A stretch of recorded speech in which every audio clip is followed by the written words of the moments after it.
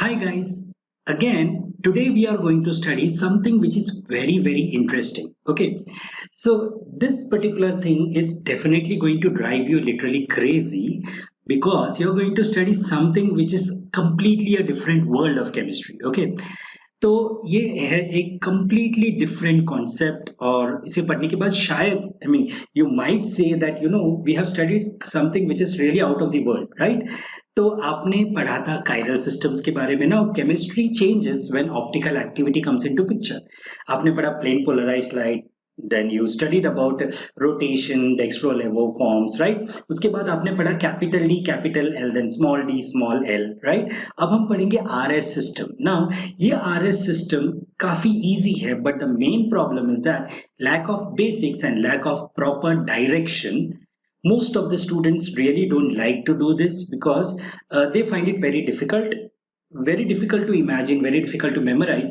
But actually after studying, after having a look at this video, you may feel that it's one of the easiest thing and very interesting to play about. Okay, तो ये systems पढ़ के definitely आपको काफी मजा आएगा because you are going to use lot of imagination and lot of techniques, and literally this is going to drive you crazy for chemistry. Okay, so इस system का नाम है बेसिकली RS सिस्टम। ओके, जो कि device किया गया है doctor doctor RS Cahn, Ingold and Prelog, right? So इसे हम CIP सिस्टम भी कहते हैं, right? So we call this system also as the CIP, okay, which is basically the initial of all these scientists. Okay, so basically जिस तरह से आपने capital D capital L system, DL system पढ़ा, DL configuration पढ़ा, हम उसी तरह से पढ़ेंगे RS system, but it's going to be completely different. Okay, so let's not waste our time, let's directly get into the concept. Okay, so in all my lectures you already know that first मैं वो चीज बताता हूँ जो आपको काफी जरूरी है, the basic which is needed to actually learn this, right? तो सबसे पहले हम देखेंगे wedge dot formula. Wedge dot formula का ऑलरेडी एक लेक्चर बन चुका है, right? So you can just go through it. If you really don't want to get into that, then I will simply tell you wedge dot formula में carbon के दो bonds होते हैं on the plane, solid wedge होता है, ये है solid wedge, right? ये सॉलिड वेज है above the plane, right? And then this is basically the dot, ये डॉट है below the plane. So wedges indicating, wedges मतलब आपकी तरफ आ रहा है, that is coming towards the viewer. Dashes मतलब अवे फ्रॉम द ऑब्जर्वर या away from the viewer. Wedges means above the plane, dashes means below the plane, and if you could see here these two are on the plane, right? On the plane, right? So this is nothing but the wedge dot formula, very simple to understand. Okay, और Fisher projection के बारे में भी आपने पढ़ लिया है, right? तो फिशर प्रोजेक्शन में मेरे पास होता है एक वर्टिकल लाइन, एक होता है हॉरिजॉन्टल लाइन, और अब तक तो आप जान ही गए होंगे हम सिर्फ और सिर्फ कायरल सिस्टम्स में एम्फेसाइज कर रहे हैं, राइट? तो ऊपर होता है हाई प्रायोरिटी ग्रुप, नीचे होता है लो प्रायोरिटी ग्रुप, मतलब हम इस तरह से लिखते हैं। Okay, don't get confused when I से हाई प्रायोरिटी लोअर प्रायोरिटी। अगर अगर इस तरह अगर स्ट्रक्चर में ये न हो, you can not do anything, right? And then so let me just remove this high priority low priority and all, right? और ये जो है बॉन्ड्स, ये होंगे away, right? Away from the observer, ये दोनों bonds. So horizontal, vertical bonds are away from the observer, जबकि horizontal bonds are towards the observer, right? Towards the observer. So ये देखिए wedge dot formula, something which is already there on the screen, right? So can you see the wedge looks like a bow tie, right? So wedge is basically something जो आपकी तरफ आ रहा है, जो कि है horizontal line, और ये है dot, right? Vertical line जो कि आपसे दूर जा रहा है। It's pretty much simple to understand, right? आप ज्यादा डिटेल्स देख सकते हैं on a separate video which I made for Fisher projection. Okay, तो ये था बेसिक जो आपका जानना काफी जरूरी है, because we are going to do Fisher projection also, we are going to do wedge dot formula also, we are going to do basically everything. Okay, तो अब हम पढ़ते हैं इनके रूल्स, राइट? सो ये आरएस सिस्टम बेसिकली है क्या? ये पढ़ते हैं. So RS system हम use करते हैं for naming the enantiomers. Now tell me what exactly is enantiomers. You have your left hand, you have right hand. What exactly are they? Non-superimposable mirror images, right? तो हम enantiomer को name करते हैं. अगर एक enantiomer R है तो उसका mirror image होगा S, right? So this is for naming the enantiomer. Then the most important thing, naming must include the handedness of the molecule. Means what? Left rotation हो रहा है, right rotation means this is something you call it as handedness, but it is not related to RS. मतलब handedness means आप exactly predict कर पा रहे हो whether it is clockwise or anti-clockwise. That's what you mean by handedness. Means observe करके आप बता पा रहे हो कि R है या S है. You cannot say dextro and levo because they are the angles, right? Correct. But इस सिस्टम में हम मॉलिक्यूल को within few seconds we can say whether it is R or S. That is called as handedness. Okay. Then you have the next one. Okay. No correlation between the sign of convention. Now this is something which I really like to say. जैसे कि मैंने कहा था कि capital D और small d में कोई भी रिलेशन नहीं है, बिल्कुल उसी तरह there is no relation between R and D or D or this plus or this minus. So I'll write here no relation. R और S का कोई रिलेशन नहीं है D के साथ, L के साथ, right? प्लस के साथ, माइनस के साथ. So there is basically जो मैं I can have R plus, I can have R minus, right? तो इसमें कोई भी कोरिलेशन नहीं है. Okay, this is the first one. R ये लैटिन नेम्स है. R means rectus which means light. Okay, sorry, right. Excuse me. So R means rectus, that means right, and then you have S means sinister, that means left. Okay. तो इसे कहते हैं हम RS nomenclature, right? RS nomenclature. So this is what basically we talk about. So this is nothing but the R and S nomenclature. Okay, ये तो सिर्फ features है. We basically need not do all this, but आपको ये तो पता चलना चाहिए कि आप ये exactly क्यों पढ़ रहे हैं, right? So this is the reason I have included the features of the RS system. Okay. Now the next is rules. Okay. तो मेरे पास कोई रूल तो नहीं दिखाई दे रहा है. I have this molecule in front of you. Now can you identify मैं एग्जैक्टली क्या इंडिकेट करना चाहता हूँ? तो can you see this carbon connected to 4 different groups. Okay, ये कार्बन 4 अलग अलग ग्रुप से कनेक्टेड है, राइट? तो इसे क्या कहेंगे? Chiral carbon, right? So basically the first rule is it is applicable only to chiral carbon, not to others. Okay, क्यों? ये आप आगे पढ़ेंगे, right? So only to chiral carbon. तो सबसे पहले आपको chiral carbon को आइडेंटिफाई करना होगा, right? So मैं यहाँ पे आइडेंटिफिकेशन मार्क एक एरो डाल देता हूँ. You can also put a star. Okay, yes. So you got this chiral system. Then the next one. अब हम पढ़ेंगे one by one the rules. Now the rules are definitely going to make you get into a different set of confusion. So please ये video आप एक से ज्यादा बार देखिए और and just try to rewind, go back, master the concept and then only move ahead. Right तो इस video को आपको एक से ज्यादा बार देखना होगा, कंप्लीटली रिवाइंड एंड फॉरवर्ड करते हुए. ठीक है, तो we will do the first priority rule. Now जब मैं कहता हूं priority, what exactly does this mean? Priority means more important which is high priority, less important which is low priority. ये है इस रूल का मतलब. ओके, अब हम देखते हैं क्या होगा. सबसे पहला स्टेप है कायरल कार्बन को आइडेंटिफाई करना. ओके, तो मैं एक मॉलिक्यूल आपके सामने लिख देता हूं, right? Let me not use this background. Okay, let me use a lighter background. Okay, मैं एक मॉलिक्यूल को आपके नजदीक लिख देता हूँ. So you have this carbon. Okay, wedge dot formula use करते हैं. 2 बॉन्ड्स इस तरह से हैं और यहाँ पे है डॉट. करेक्ट, डॉट पे मैं रख देता हूँ hydrogen and then this is basically Cl, this is Br. Okay, wait, let me just make it little bit easy for you. Okay, so I'll make it little bit easy for you. So this is okay, I, this is Br and then this is Cl, right? और may be मैं इस तरह से लिख सकता हूँ CH3, correct. तो identify the chiral carbon, तो काइरल कार्बन कौन सा है? वेरी सिंपल, काइरल कार्बन है ये, correct. You can put it a star और समथिंग। तो ये था सबसे फर्स्ट स्टेप।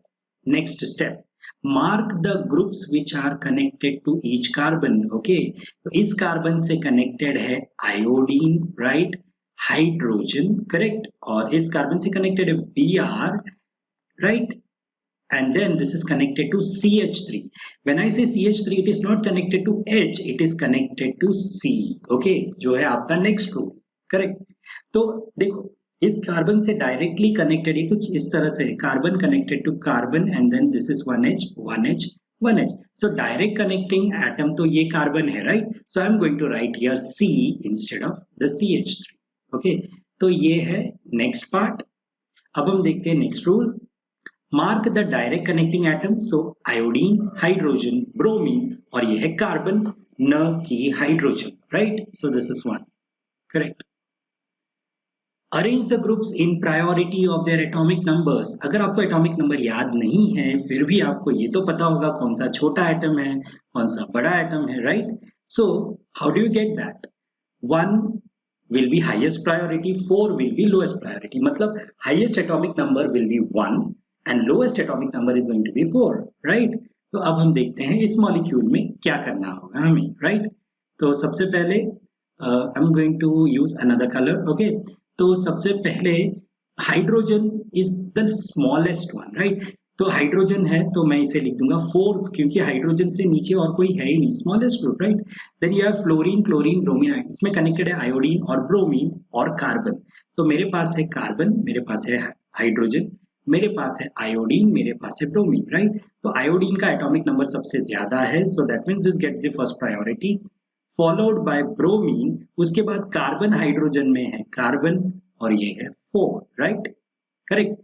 तो carbon this is connected to H, मैंने कहा डायरेक्ट कनेक्टिंग एटम को आपको पहचानना है, राइट।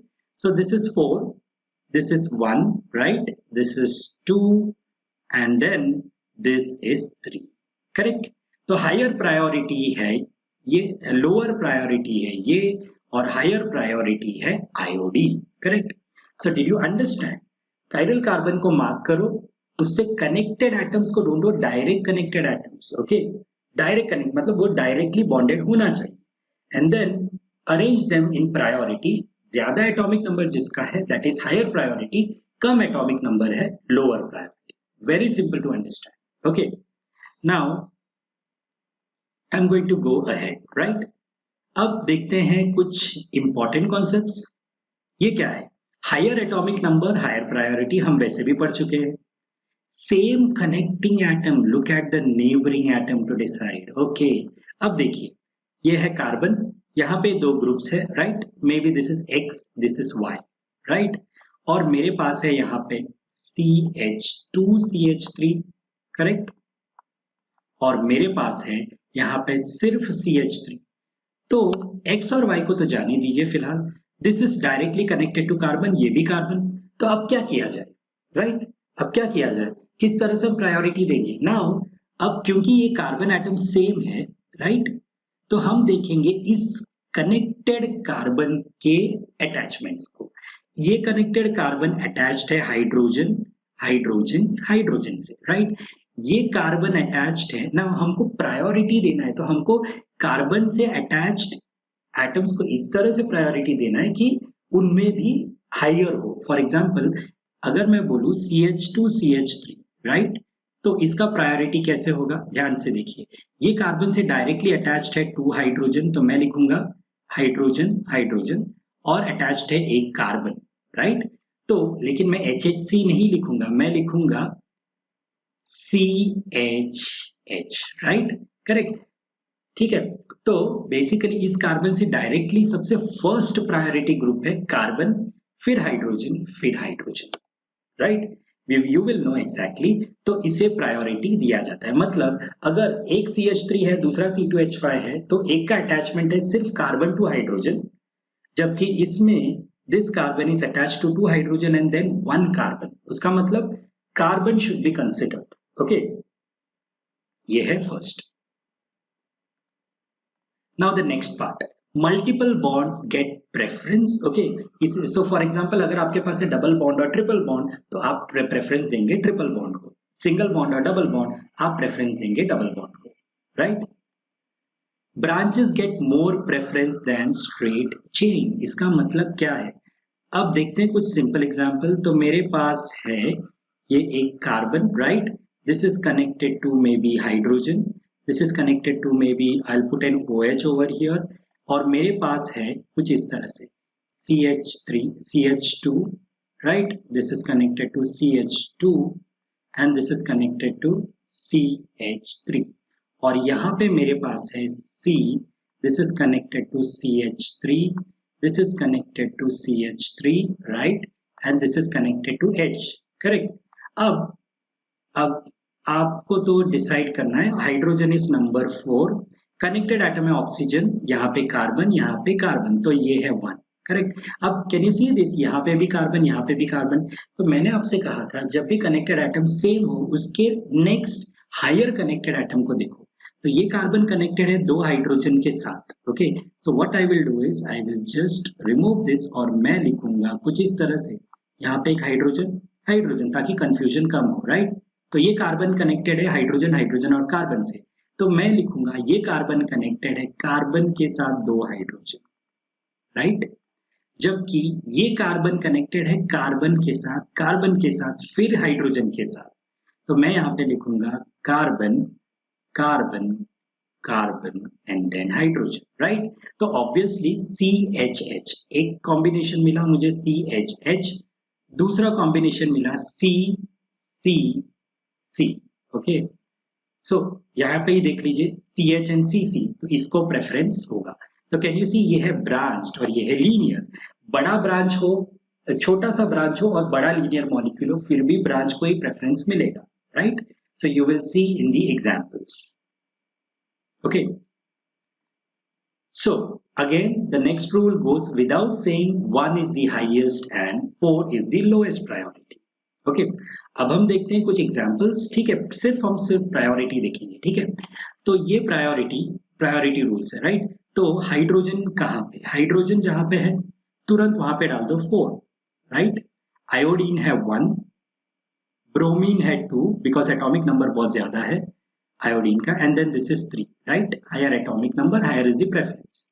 हाइड्रोजन है 4, राइट, यहाँ पे है कार्बन ऑक्सीजन, तो oxygen will be 1, this carbon will be 2 क्योंकि this carbon is connected to 1 more carbon, ये कार्बन कनेक्टेड है सिर्फ हाइड्रोजन से। देख के भी आपको पता चल सकता है बड़ा ग्रुप या छोटा ग्रुप। सो ये हो गया फर्स्ट वन, बहुत इजी है, राइट। अब देखते हैं इस एग्जाम्पल को, ठीक है। तो इसमें है हाइड्रोजन, तो ये है नंबर 4, राइट, सभी कनेक्टेड कार्बन, तो कैन यू सी ये है ब्रांच, तो इसको मिलेगा नंबर 1।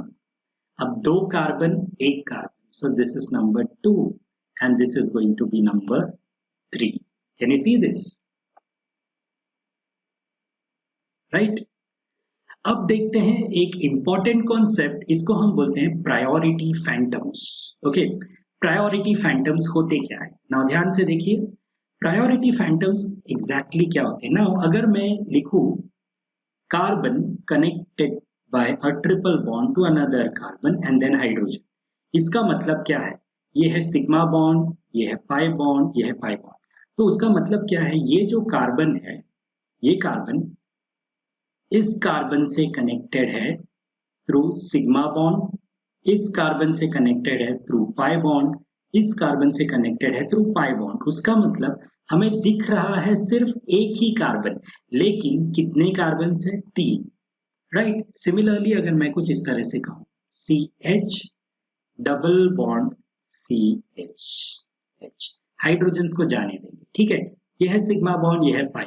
अब देखते हैं, ये कार्बन कनेक्टेड है हाइड्रोजन से, carbon connected to carbon by sigma bond, carbon connected to carbon by pi bond. उसका मतलब क्या है, ये जो कनेक्टेड कार्बन जो डबल बॉन्ड बना रहा है वो एक्चुअली 2 कार्बन से बना रहा है। उसका मतलब number of multiple bonds is equal to number of connected atoms. Can you see there are 3 bonds here, So there is 1, there is 2 and there is 3 connected atoms. Again double bond है, so there is 1 and there is 2, right? अब थोड़ा सा complicated देखते हैं, ठीक है? मेरे पास है C triple bond N, right? तो मैं क्या बोलूंगा, ये N के साथ एक सिग्मा बॉन्ड, बाकी के साथ पाई बॉन्ड। तो मैं लिखूंगा carbon connected to nitrogen by sigma bond, okay, ये है पाई बॉन्ड लिख देता हूँ, ठीक है? This carbon is connected to nitrogen by sigma bond. This carbon is connected to nitrogen by pi bond, right? एक सिग्मा और दो पाई। अब नाइट्रोजन की तरफ से देखेंगे, nitrogen is connected to carbon by sigma bond. Nitrogen is connected to carbon by pi bond. Nitrogen is connected to carbon by pi bond. Okay, तो basically ये priority phantoms, these are just imaginary things जो हम assume करते हैं, जिनका practical देखा जाएगा तो इसमें एक ही नाइट्रोजन है, मैं कैसे लिख सकता हूँ 3 nitrogen, but these are just imaginations and assumptions, okay?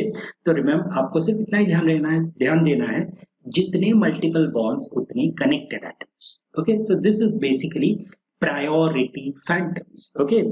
Priority phantoms are two atoms connected by multiple bond, right? In which they appear one, but they are more than one. Anyway, priority phantom definition you need not worry about, okay? ठीक है? तो अगर मैं बोलूं मेरे पास है CH2 CH3, right? और मेरे पास है CH डबल बॉन्ड CH2, तो ऑब्वियसली ये कार्बन कनेक्टेड है एक ही कार्बन से, जबकि ये कार्बन कनेक्टेड है दो बॉन्ड से, मतलब दो कार्बन से। So this gets the preference और the priority, okay? Very simple. Now अब इसमें देखते हैं, राइट? इसमें हम प्रेफरेंस या प्रायोरिटी डालने की कोशिश करते हैं, ठीक है? हाइड्रोजन है नंबर 4, ओके? हर स्ट्रक्चर में हाइड्रोजन होना जरूरी नहीं है।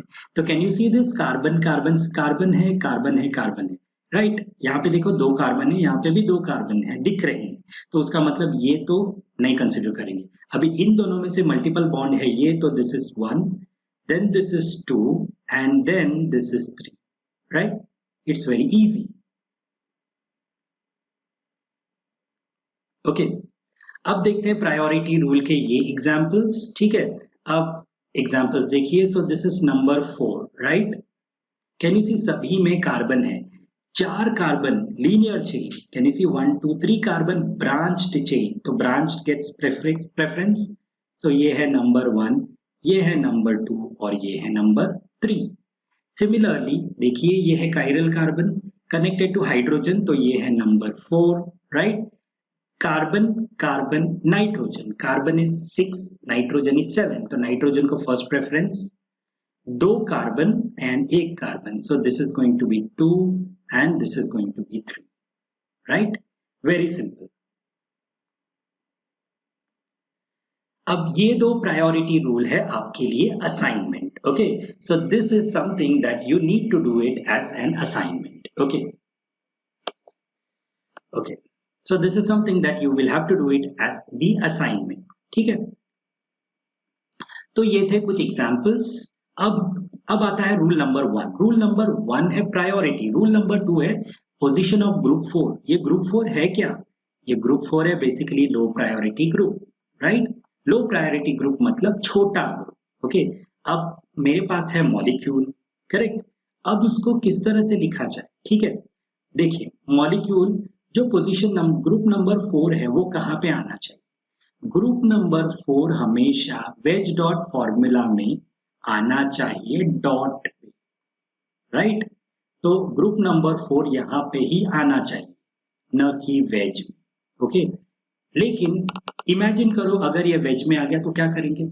आप उसको इंटरचेंज करेंगे और उसको डॉट पे लेके आएंगे, ओके? अगर आप किसी मॉलिक्यूल को कंप्लीटली देखना चाहते हैं तो you have to stand at a position of the smaller group, तभी आप सारे बड़े ग्रुप्स को देख सकेंगे, right? So this is basically the logic. तो याद रखना है ग्रुप नंबर 4 होना चाहिए वेज में, सॉरी वेज डॉट फॉर्मूला के डॉट में होना चाहिए, right? So this is very very important, right? Fischer projection में आप वैसे भी जानते हैं हॉरिजॉन्टल और वर्टिकल है, राइट? तो अगर ग्रुप नंबर 4 डॉट है उसका मतलब है this should be below the plane, right? तो फिशर प्रोजेक्शन में top and bottom are the ones which are below the plane or away from the observer, right? तो फिशर प्रोजेक्शन में ये हो सकता है या तो टॉप में या तो बॉटम में, मतलब एक पॉसिबिलिटी है वो यहाँ हो सकता है, दूसरा पॉसिबिलिटी है वो नीचे हो सकता है, लेकिन लेफ्ट और राइट में नहीं। अगर वो लेफ्ट और राइट में है तो आप क्या करेंगे, उसको इंटरचेंज करेंगे, ठीक है, उसको स्वैप करेंगे। This way will study. Okay, तो हो गया पोजीशन ऑफ 4। अब देखते हैं रूल नंबर 3, जो ये कहता है कि ऑब्जर्वर मतलब आप लोग, right, you are observing the molecule, आप कहां पे होंगे? So you will have to stand at group number 4, right? तो अब मैं बताता हूं वेज डॉट फॉर्मूला में। So this is 1 1 2 3, so this is the dot, right, correct, and then this is the wedge, ठीक है। तो ये ग्रुप नंबर 4 है यहाँ पे, ठीक है, और observer is going to be here, ठीक है। फिशर प्रोजेक्शन की तरफ देखते हैं, राइट। फिशर प्रोजेक्शन में नॉर्मली ग्रुप नंबर 4 या तो ऊपर हो सकता है या तो नीचे, राइट। तो मैं यहाँ पे लिखूंगा ऊपर और यहाँ पे लिखूंगा नीचे। तो ऑब्जर्वर हो सकता है या तो यहाँ पे या तो हो सकता है यहाँ पे, मतलब observer can be above also, below also, but not on the left और राइट। अगर वो लेफ्ट और राइट में रहेगा तो क्या करेंगे, उनको हम अपने पोजीशन से चेंज करेंगे। This we will study in couple of minutes. Okay, yes, next comes the very important part, assignment of R and S। Okay, तो मैं एक सिंपल सा मॉलिक्यूल ड्रॉ करता हूं। तो ये है carbon, right, 2 bonds on the plane, ठीक है। ये है वेज डॉट फॉर्मूला, ठीक है। असाइनमेंट ऑफ आर एस, ठीक है।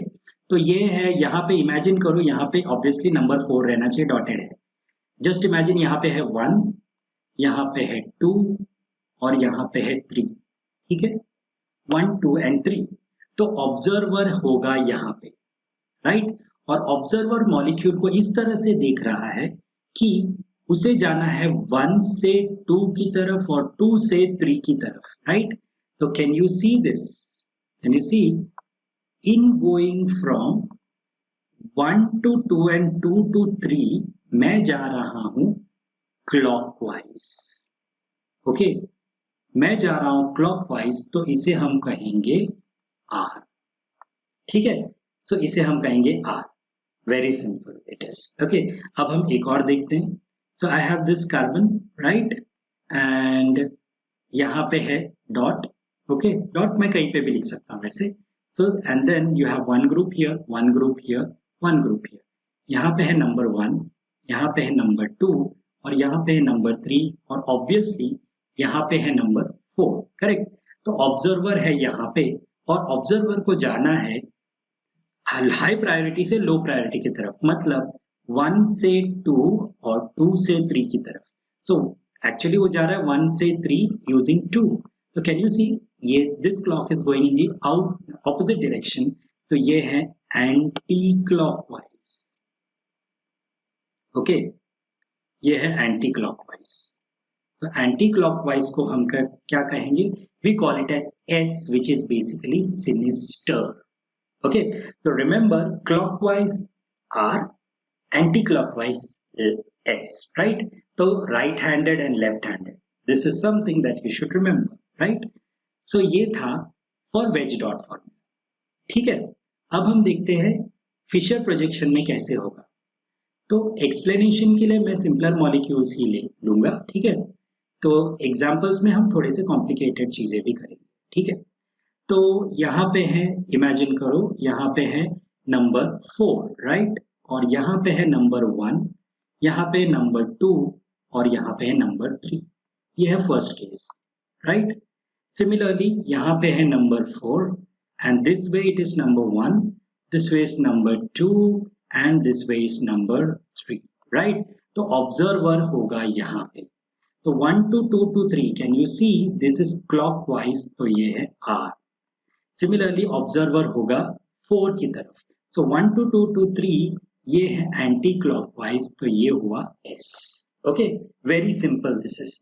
तो बेसिकली आप क्या करेंगे, आप मॉलिक्यूल के मॉलिक्यूल में कायरल कार्बन को चुनेंगे, प्रायोरिटी असाइन करेंगे, ग्रुप नंबर 4 को बिलो द प्लेन में रखेंगे और फिर ऑब्जर्वर को ग्रुप नंबर 4 के पास रखेंगे और लिखेंगे 1 to 2 to 3 है क्या। अगर वो क्लॉकवाइज है orientation then it is R, if it is not clockwise or anti-clockwise it is basically S, right? So this was just few rules for the assignment of R and S configuration, okay, जो कि है बहुत ही simple, ठीक है। So let's move ahead little bit, ठीक है। Now